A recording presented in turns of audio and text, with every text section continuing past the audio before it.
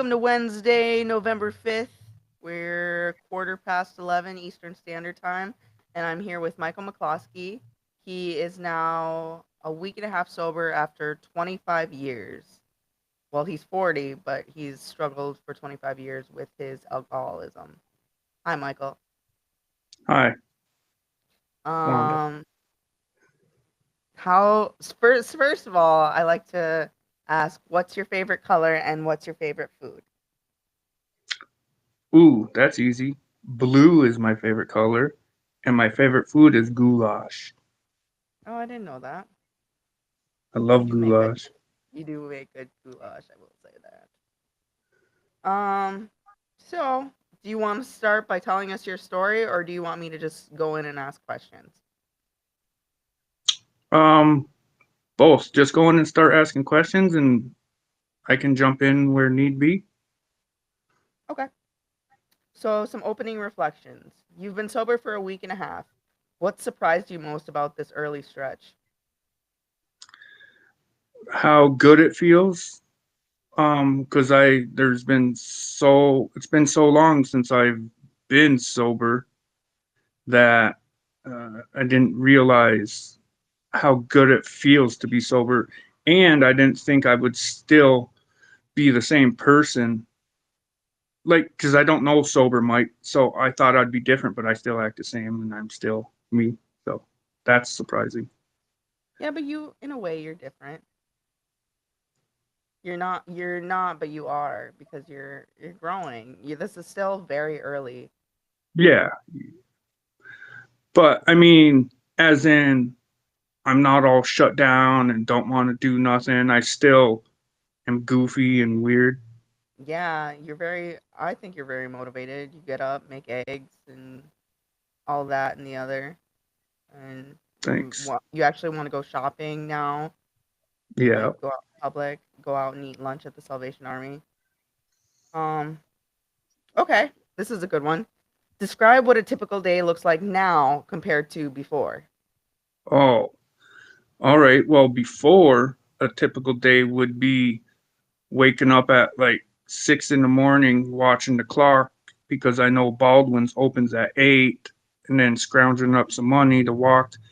And on the walk to Baldwin's, puking the whole way until I got my bottle. I'd get home and drink that and just stare at my phone, doing whatever on my phone, doing nothing. And then when the bottle's half gone, be panicking how I'm going to get my next one. And then the whole day would be like that. Now I I wake up and I already have energy. I don't feel the need to want to walk to the store. I'm not sick and puking every morning.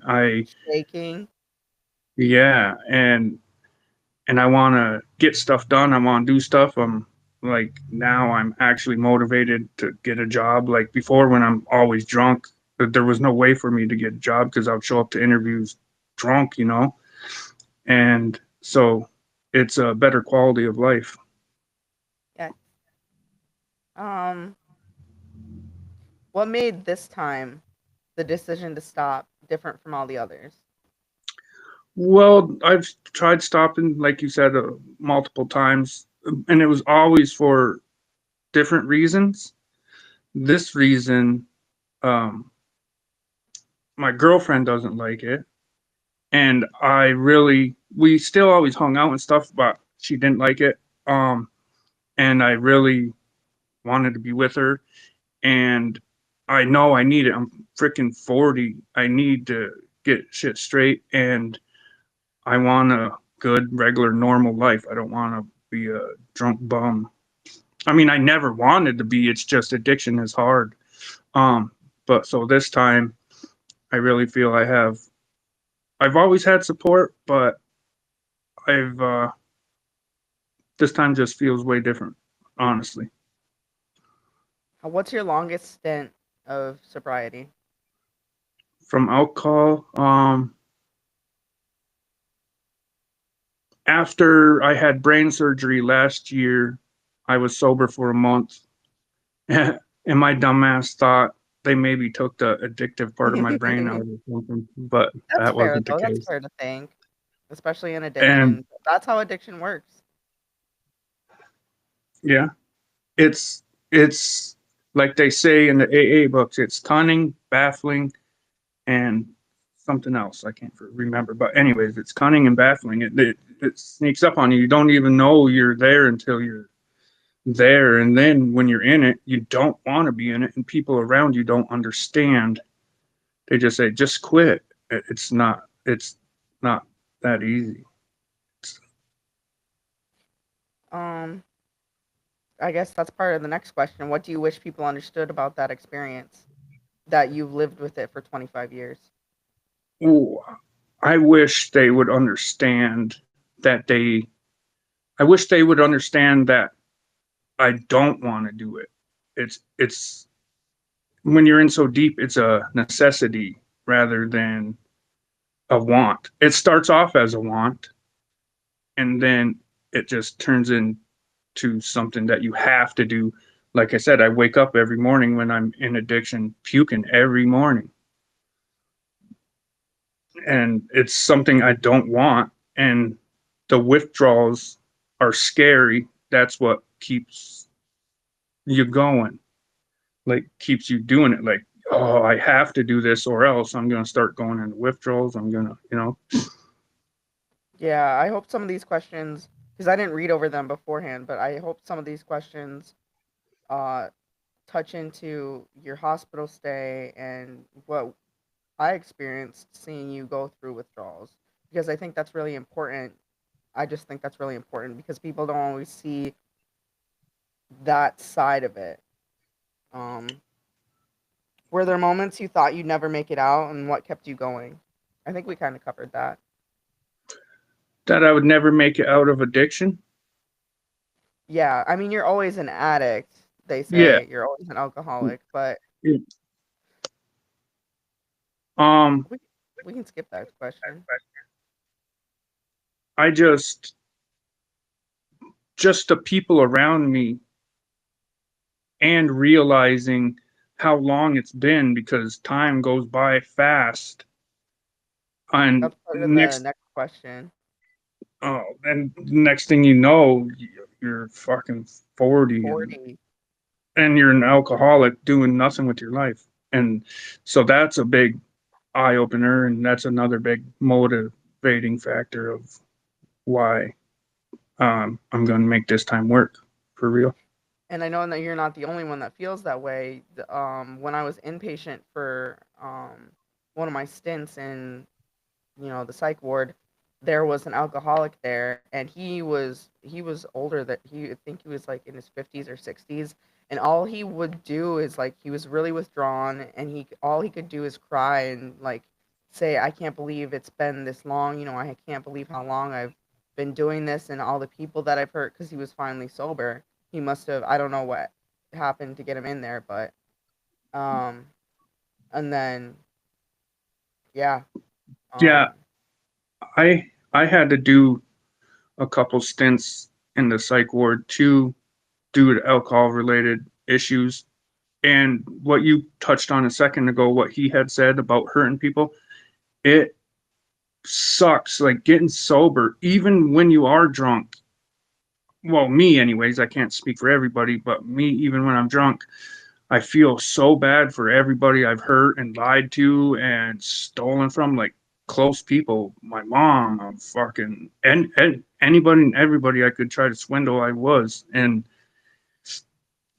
then people lose respect for you. And then yeah. when you do get sober, then they're always, that's another thing I wish people would understand is when I've gotten sober in the past, and yes, I have gotten sober for a couple weeks and then went back and couple, but so I understand their mentality. But it always seems like when I first get sober, like within my first couple weeks, that's all they're talking about to me is like, oh, where are you going? Oh, what's that for? Oh, da, da. And it's like, hey, you're putting that in my brain now, like Aw, I'm just guilty of that. like now I'm thinking about it all the time. Like, well, fuck, if that's what you're thinking, that's how I used to think. And I think I have changed my thoughts um lately, but back in the past, that's how I've always thought. It's like, oh, well, you're always bringing it up and thinking about it anyways, that I'm just going to do it again anyways. Why shouldn't I? And I know that sounds stupid, but that's how my No, that sounds brain, relatable. Like, you know how I was telling you what Grams was saying. You know, yeah. she's like, I don't think it's a very big accomplishment that you've stopped smoking weed because, um, you know, you're benefiting from it by not being in jail and yada blada. And also the way she worded, um, she brought up my past. And I do take accountability for the things that I've done, Hmm. but I want her to see that, you know, look at me trying. Look at me, like I've never been sober for this long ever. Um, Yeah, that's good. and her bringing it up just it doesn't make me want to relapse, but it makes me just feel awful, just awful. Like, why can't you understand? Why don't you want to try and see me in a new light? But I ended up telling her that, you know, you are hurting me, but you're not hurting me because I'm still going to have the benefit of being sober and being ready for when Violet comes back to me. And you know, and you know yourself, you're doing the right thing and you're doing Yeah, and good. it feels But it good. does suck. People in your life expect, like, can't let go of the past. Like, in that regards, like that's how she's thinking of you and thinks that's all you're ever going to be, and that part hurts. I know it does because it happens to me too, you know. And and this sounds stupid, a lot of people in life go around wanting to prove people wrong. Like, oh, you don't think I'll make something of myself? I'll be the president, you know. But I'm the opposite, and I know it sounds stupid, but that's just how my brain works. Sometimes I like to prove people right. Okay, you think you keep wanting to talk about me being a drunk? I'll show you a drunk, and I'll drink double what I've been drinking. Like I know that sounds dumb, and now me being sober, I know it's dumb, and that's one thing I gotta change. I gotta try to not let that noise in and just do me. Know where I'm going and where I want to go, and stick to that. I like hearing you talk like that. Hmm. If you didn't see it, Justice says we're both awesome. Thank you, Justice. We appreciate you and your support. Um, did I ask this one yet? How did alcohol shape your relationships, your identity, and your sense of time? I think we did talk about that. We just talked about that. Is there anything more you want to say on that subject? How alcohol did what? Shape your relationships, your identity, and your sense of time. Um, yeah, it, well, in different ways. Like in certain relationships, it helped it out because I was with other addicts and we were feeding off each other. But then in the other, like more healthier relationships, I was always hurting everybody around me. Um, I've gotten a divorce over it. I don't have my kids all the time over it. Um, just because we split time with the kids. Like I said, people don't trust me, or like I still have people in my life that don't trust me and wouldn't trust me, and I don't blame them, you know, but I will show them, and that's all I can do. So, and it depends on what crowds I'm with, depending if it helped my relationships or hurted them. And the right relationships, it seems to hurt, does hurt, not Yeah. seems. I'll say I know this interview is about you, but I just want to touch on like when I was smoking weed, I I'd get in an argument with somebody or like a fight or a misunderstanding, and I'd smoke about it, and then that would make me forget, and then we'd either go back to being okay, or like I would just ignore them, and that became normal for me as to now where I have less arguments and I actually repair my relationships. No, But it was hard I've for me. definitely seen that with you, because I've known you for a while now, And yeah, you are way different than when like we first started hanging out in a good way. And so you have made lots of progress too, which is Thank you. awesome. Thank you. You And I really have. enjoy, I appreciate hearing that because people say I look like I'm glowing now instead of burnt Yeah, out. I yeah, appreciate that. yeah. But I Well, I would say haven't that been blocked lately. I haven't been what? Blocked What? lately. Blocked. You know, Blocked? ignoring people. You haven't been blocked lately? Hey, what's been the hardest part about this week and a half?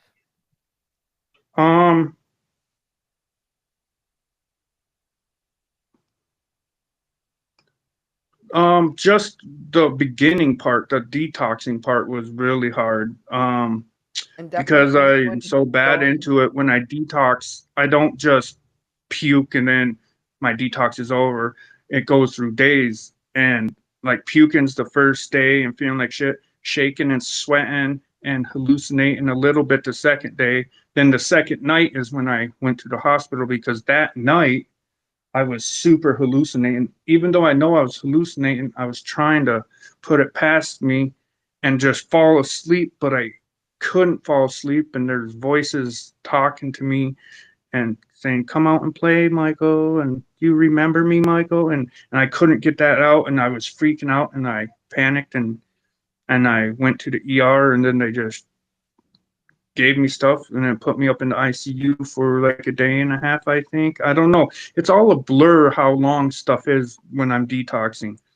Um, No, that sounds right. A day and a half. and but so that is the hardest part of this week and a half. But now that I'm detoxed and I'm feeling good, I'm taking my normal meds regularly.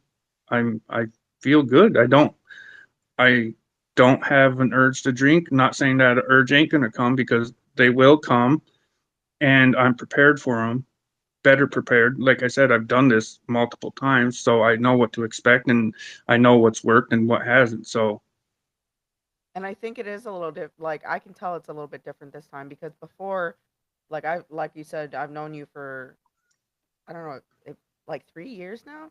yeah, And before, for the longest time, I'll say I didn't even know you were an alcoholic. There were times that I'd smell alcohol in your breath, but I had no idea how full blown it was, especially when I first met you. I don't think I found out that you were an alcoholic until maybe it seems like almost a year into our friendship. yeah, Um, probably. and then there would be stints where you would just disappear and I wouldn't know where you went or if you were mad at me or what was going on, but you'd be detoxing sometimes and you would never let me see you detox. But this time around, I saw pretty much you every day detoxing. And Yeah, there are times that I don't know if this is the right way to say it, that I would take it for granted and I thought you would just be fine. You know, you'd puke and you'd get over it, but it wasn't like that. I saw that you'd puke and you would just be pouring sweat.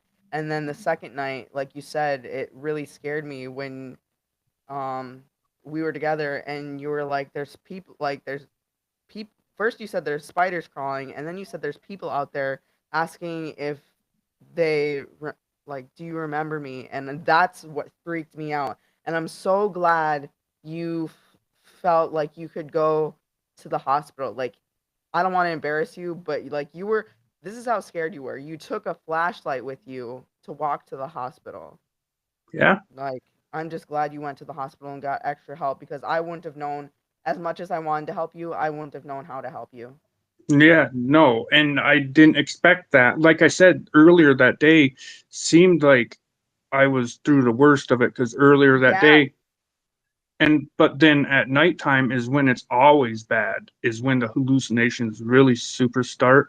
And I, like I said, I thought I was over it because I told you about the hallucination I had earlier that day when I went home, and and then I thought that was it, but then that night was just crazy. And I was panicking.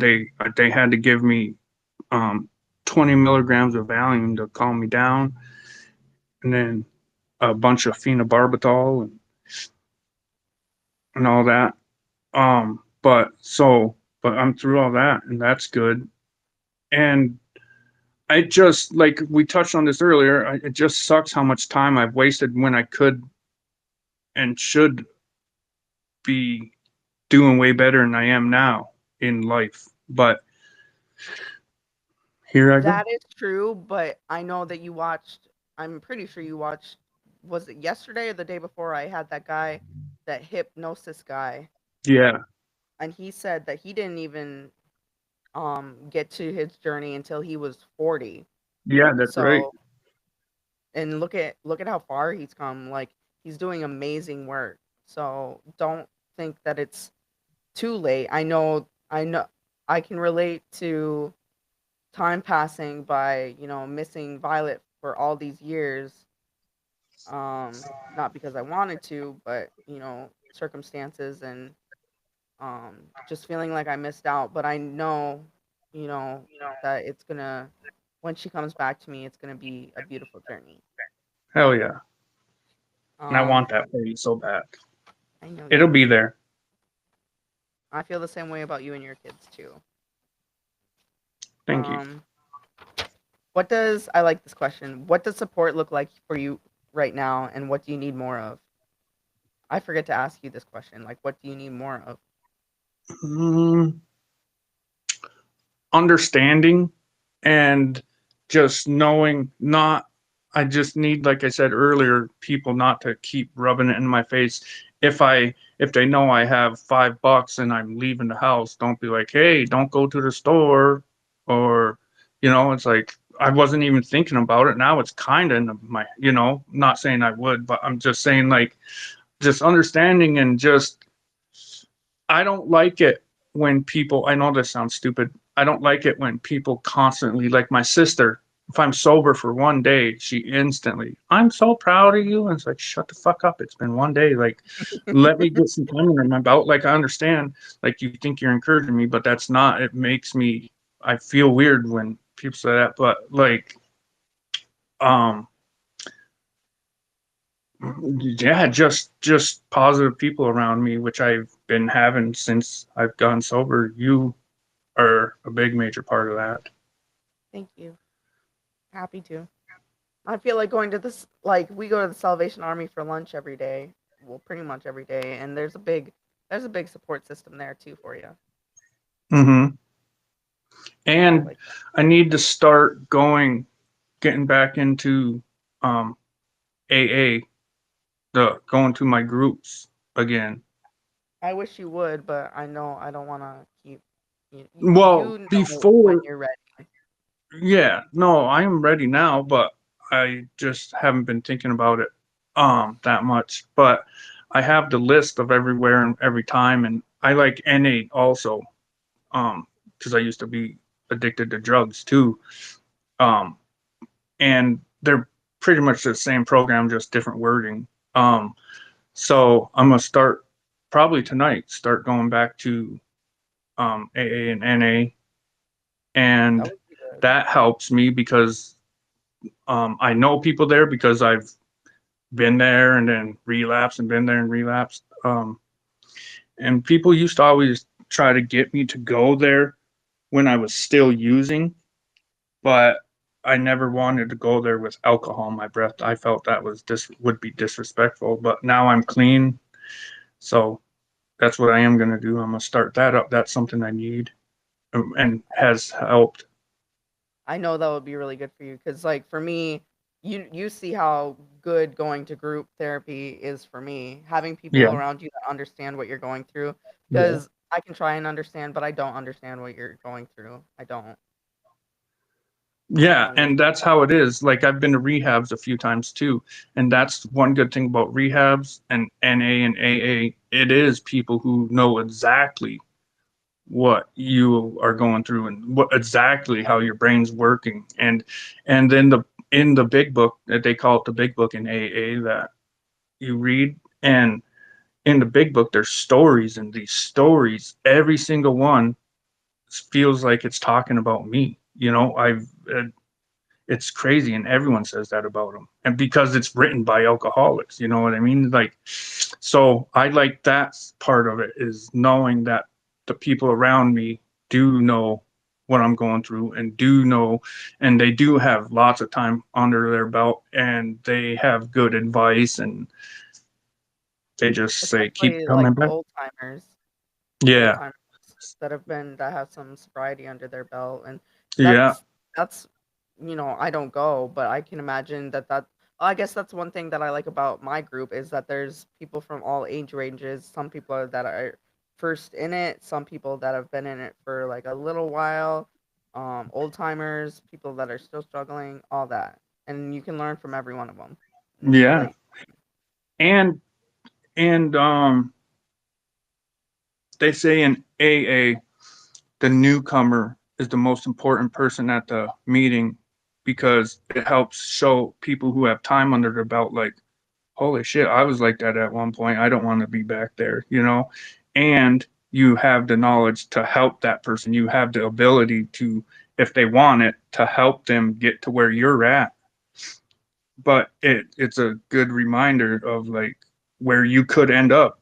Like anybody, if you have 20 years sobriety, you could relapse and be straight back in the gutter easy. And I've heard stories around the tables of people who have 25 years, and something happens and they start drinking and they lose everything, and after 25 years of sobriety, never touching or drinking, then it's all back to yeah, that's square one. crazy to me. Yeah, so it can happen to anyone. That's why they say it's a lifelong addiction. Like, you're always an alcoholic, you're always a drug addict, even if That you're makes clean. that makes me think of like this Sunday when we went to church. I wish that when they asked for testimony, I really wanted to say my testimony about, but so let me put the setting. The setting was there's a lot of older people, like it was all older people at this church. It Yeah. was the Salvation Army church. There was no kids. Michael and I were the youngest people there, and I wanted to give my as the testimonies that were told were like, oh, my heat went off, and not saying that they're not great testimonies because they are.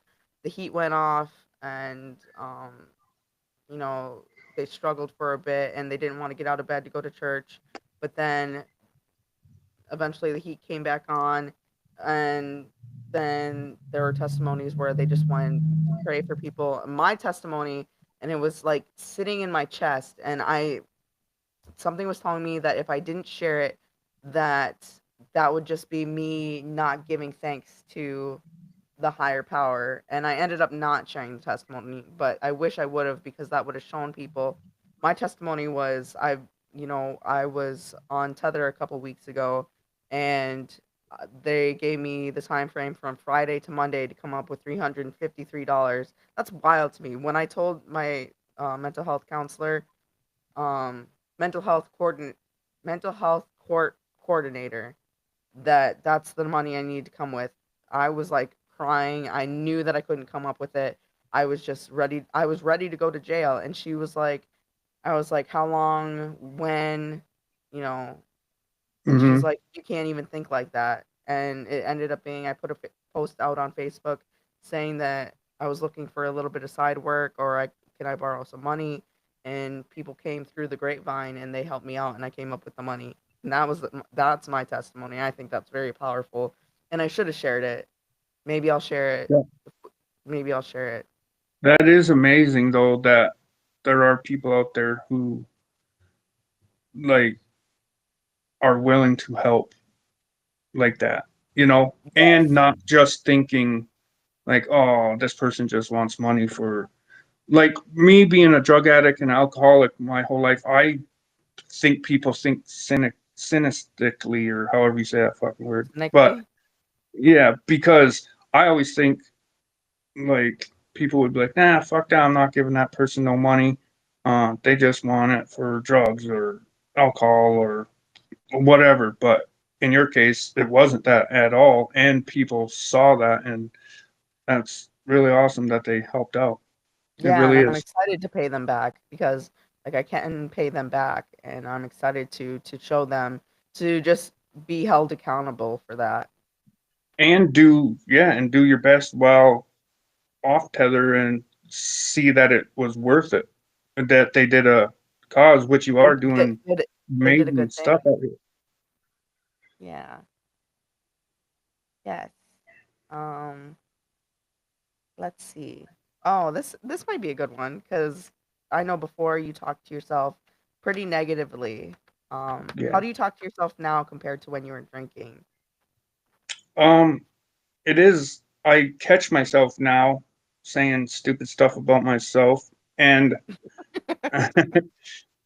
and so I try not to anymore. And another thing too is like when I was drinking, I don't know if you've noticed or not, but like if you were someone, you would say like, "Oh, you look good," or "You're handsome," or something. I'm like, Oh "Shut yeah. up." But but now, if I hear stuff like that, I just say thank you because like before, I didn't like it because I knew I was doing wrong, you know. Um, and someone giving me any type of compliment I didn't like when I was drinking. But now, if someone were to give me a compliment, I would just take it and be like, "Oh, thanks," or I've whatever. noticed that a couple times. I was like, "You're a good cook," and yeah, Yeah, a couple things. yeah. See, and before I was just like, "Shut up." Yeah, shut up. Shut the fuck up. um, um. Oh, I like this one. Is there a okay. part of you that feels like you're meeting yourself for the first time? Uh, in a way, but not really because earlier I had said I thought I was always scared to get sober because I never knew to sober me because I've been doing shit ever since I was 15. I've never been sober. You like drugs, alcohol, you know? And that's the me I knew and I thought that's the only way I could be who I am. So, in a way, no. I mean, I noticed different things about me, but I always knew they were there. Like I've always told myself I'm a good guy, but my actions always said different.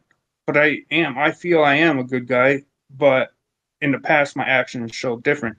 So now my actions are showing what I am saying. So in that sense I am, but I'm still amazed that I'm still pretty much the same person I am when I'm drunk or high off of shit.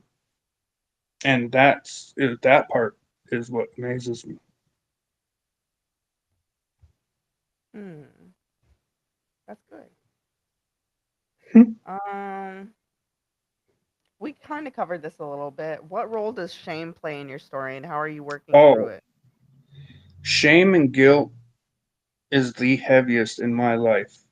Um, I have so much shame and so much guilt about all kinds of things I've done and did in my past and what I should have done and knew I should have done, but didn't do it because I would rather go get drunk.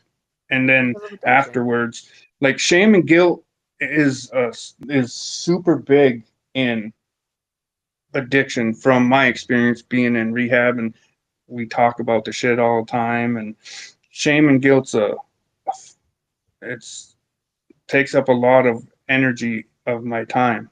Even if I seem happy or excited, I still uh uh I still feel it.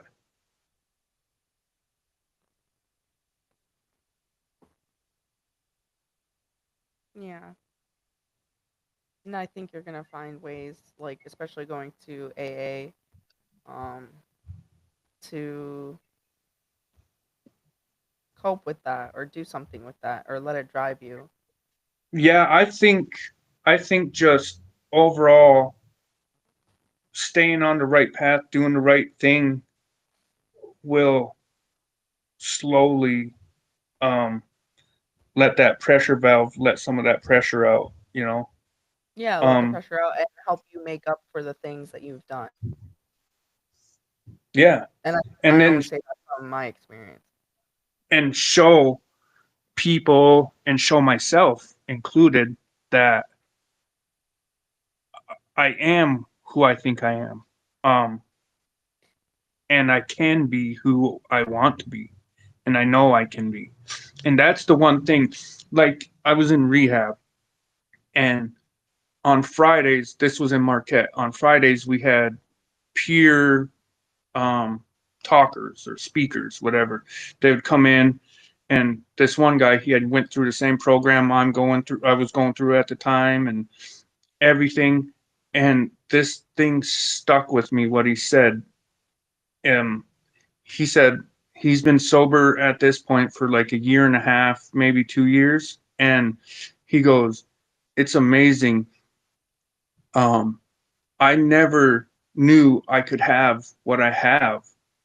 Because when we're in addiction, we rarely have shit. We're just getting by." But he goes, "I never knew I could have this kind of job that I have. I never knew I could have this girl that I have. I never knew I could have this car. I never knew I could have this nice apartment. I didn't know I could move up the rungs this fast." Like, he is living a life that he never knew he could live because he's sober now. And that's what stuck with me, and that's what I want. I want what I know I can do.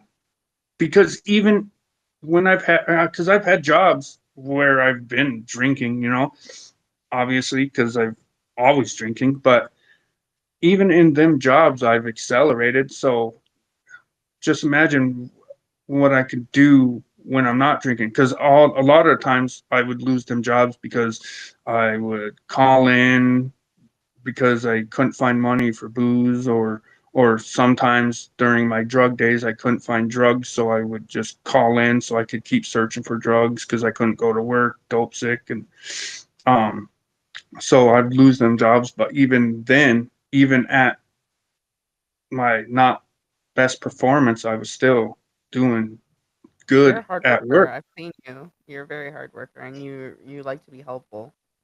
Yeah, I do. Thank you. Yeah. Um but so yeah, so that stuck with me, what he had said, and that's what I'm going for, is to live the life I never ended up getting because of my addictions. No, I feel that way too because when I was smoking weed and stuff like that, I didn't really have goals, and I definitely didn't think that I would be going back to school, and here I am going back to school again, even Hmm. after having a semester off. And I think that you could go back to school too if you were talking about it, and if you wanted Yeah, to, you could. I think you did you talk about computer science at all? yeah, that's That's what I would want. I'd still have to do my regular stuff like math and English and stuff, That's what I'm obviously, doing right first. now, and I'm switching my major to computer science from office administration to computer science because I think that would more interest me, and I think that you don't have to interact with people as much. I thought, didn't you say graphic design? Yeah, but I found out through the advisor that LSSU doesn't offer graphic design. Oh, Maybe some classes, but no major. okay. And right now I can't picture myself. Um, maybe because it's online, maybe because it's graphic design, but I can't picture myself doing any other school that would be out of state. I got you. But Yeah, you because never you're, know. yeah. I mean, we never know what the future holds, but yeah, just stick with it. I'm glad that you did making them calls the other day about school and getting all. I Me like that. too. I like how Yeah, organized you are with your calendar too. I need to get more organized. I have a big calendar, but I don't use it as much as I use my phone calendar. And even when I get interviews, they get scheduled through this thing. I can show you what it is. Well, I don't know if you need it, but it schedules with my Google Calendar, so they don't schedule during parenting time or any of my Okay, appointments. yeah. See, that's cool. Yeah. Um.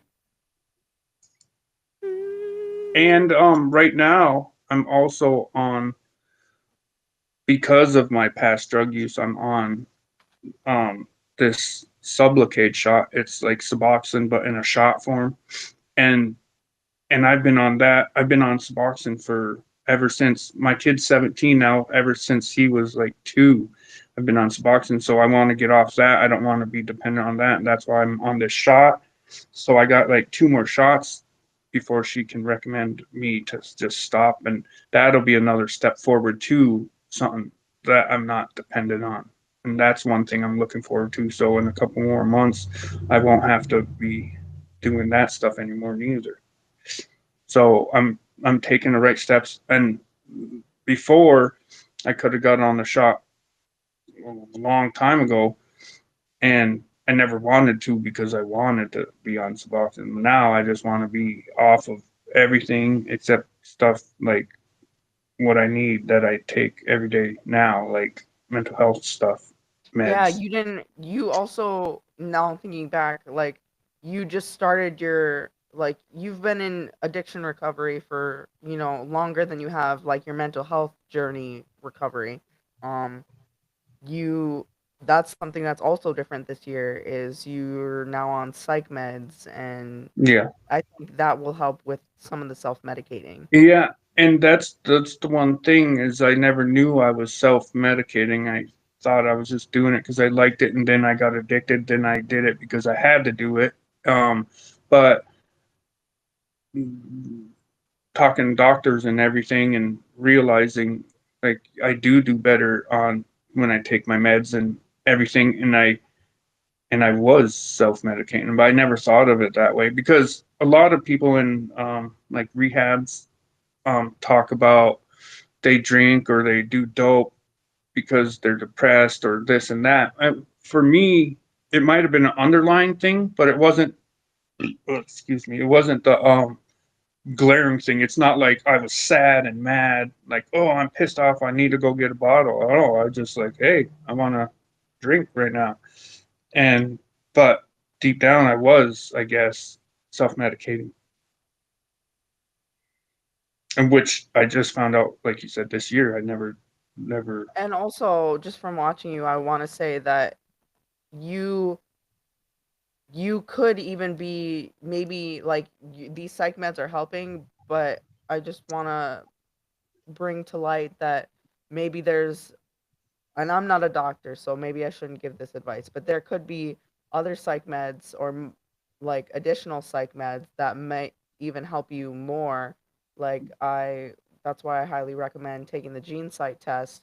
I just had to take the gene site test after I don't know how many years, at least 5 years, because I've taken it way in the past, but I'm taking it again because they put me on Abilify, and that was like a miracle game changer for me, but it made me gain so much weight. So now I'm trying to find a better med. You've only been, well, not only, but you've been to the psych, this inpatient psych, and they just put you on general medicine. They don't monitor you Yeah. for a long time, and you still have to go to a psychiatrist, and maybe they'll have different meds for you. But And I'm just go ahead. that's what I'm trying to do right now is get into the psychiatrist. But I think I have to go back to therapy again because I started drinking and missed my therapy sessions. So she was in the process of referring me to a psychiatrist, or if that's the right person who can do the meds. I'm not quite sure. Psychiatrists do the meds, right? Yeah. Yeah. So yeah, she was in the process of referring me to that, and that was going to take a couple months. So that's still going to be a couple more months out because I got to make um, my therapy um, appointments again and get back on track on that. And I also do want to say pairing like your psychiatrist with a therapist, I feel is almost crucial because there is a point where, like, when I got on Abilify, I was going through these changes. I started to be a different person, started losing some of my anger. And it's weird to say, but I didn't know how to deal with it. I was like, there's, I'm waiting for the pin to drop. How do I work through this and not self sabotage? And Yeah, so having a therapist was crucial for me paired with my psychiatrist. because when you're going through those med changes, you're changing and your personality's changing, and that's just, I don't know. I just wanted to say that. And when you did start that, I did notice a big change. It did Me- seem to really help you. That Yeah. made me happy. Yeah, it was weird for me because I was waiting for the other pin to drop.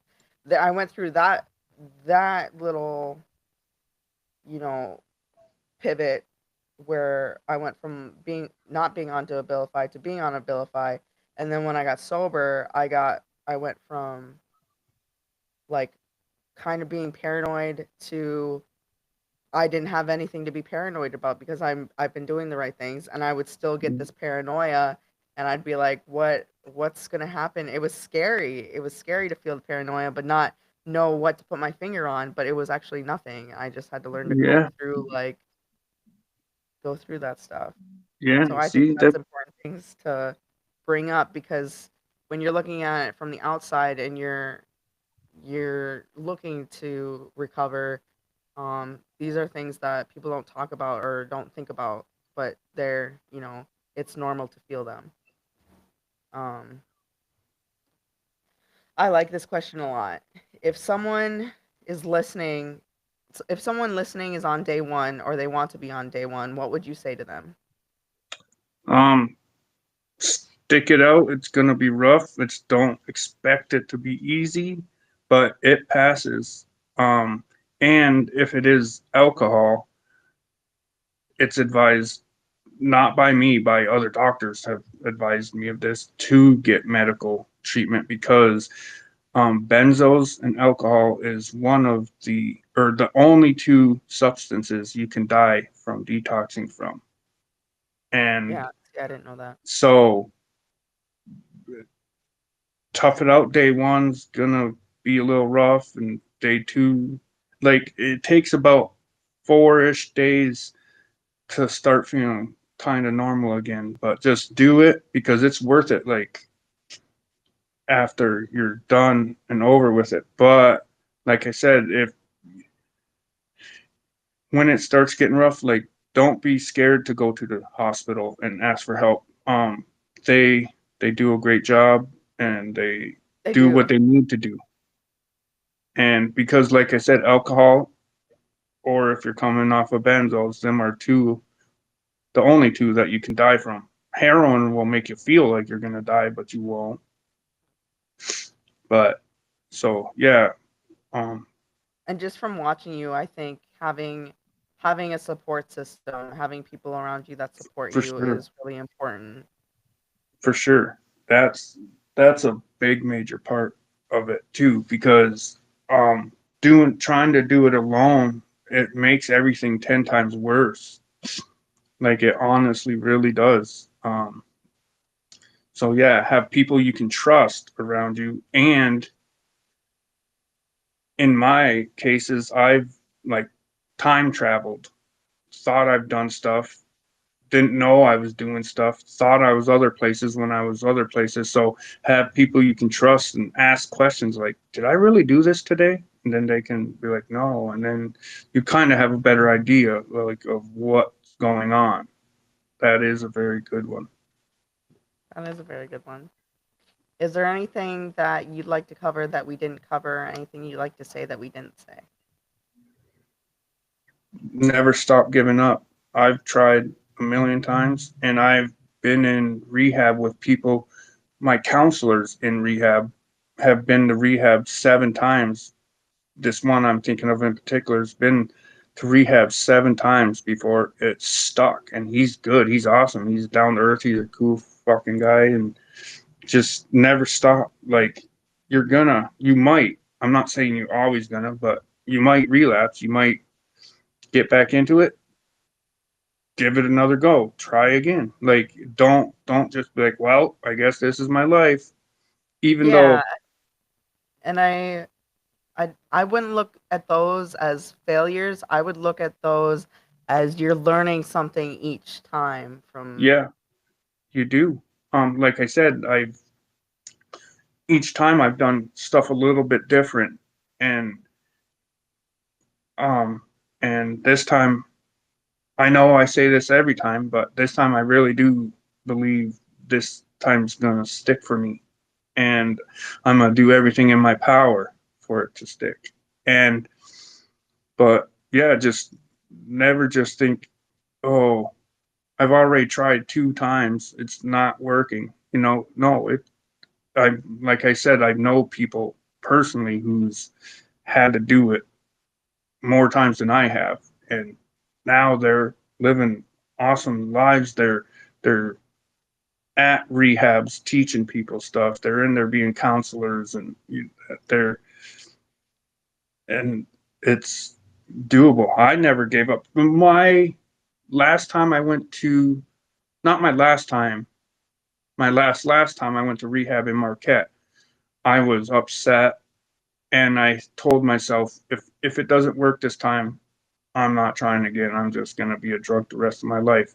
But then when it happened again, I didn't want that for myself, and I tried again. And and then now here I am. I'm trying again, and I'm going all the way. I'm giving everything I got this time. I've never, like we just talked about, I recently just started doing these psych meds, and I was in therapy until I started drinking, and then I started missing my therapies. But I'm gonna get back into that. I need to get that psychiatrist, and I'm gonna use everything. Use AANA. I'm gonna use everything available to me. And there is 24-hour AA meetings. Like here in the Sioux, meetings are only at nighttime, like 7 and 7:30 at night are the meetings around here. But um, but there's online meetings 24/7. There's this one. It's you could Google 319 group AA. It'll pop right up and you join. And 24 hours a day, nonstop. There's meetings on there. I mean, for me, they're not as good as in-person meetings, but some people might like them better. But for me, I Yeah. use them like in a pinch, like if I'm by myself, bored and thinking too much, because thinking gets me in trouble. Um, Oh yeah. but that's a good resource too. But there's more than just that out there. It's easy to In find the them. But rooms is another 319, one. yeah, the rooms that's an app you can get on your phone, and yeah, the rooms. Like I said, the 319's on 24/7. There's people from Australia. There's people from Oh, everywhere on that's there. cool. Yeah. Well, I'm very proud of you not only for your week and a half, but for coming on here because you see a lot of people like, oh, I've been, in recovery for a year, 2 years, 3 years, 40 years, but not often do you see somebody willing in early like sobriety willing to come on and share their fight and their struggle, and I'm just really thankful and really proud of you for being able to do that. Well, thank you. Thanks for having Yeah. me here. Yeah, and you're welcome back anytime. All right. Okay. You ready to go Thanks. get lunch? Yeah.